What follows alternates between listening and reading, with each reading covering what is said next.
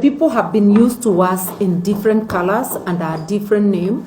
The purpose of the brand reveal is for people to know that we now are going by a new name, People's Liberation Party, to know our colors, which are purple, lilac, and white. We still remain the flower party. From the red rose, we are going to the purple rose.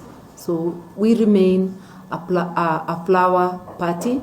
Flower symbolizes love, friendship, peace. So we remain a flower party.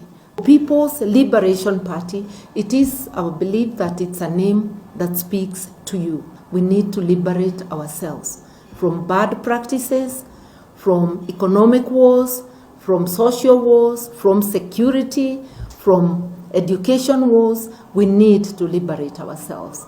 And our slogan, Unite, Liberate, we need unity of purpose. We need to come together as Kenyans and clean up the mess that has become our country and return it back to the rule of law, to a country that serves its people, not the ruling elite alone. Yeah. My age group and the rest, we are wananchi.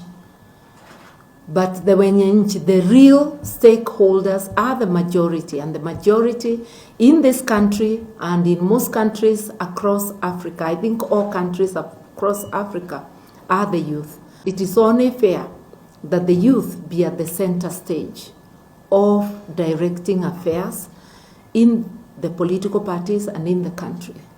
The youth are already part of the party top leadership, and you will see more and more becoming involved because the party is going to be more vibrant and will unveil or reveal many more organizations within the party.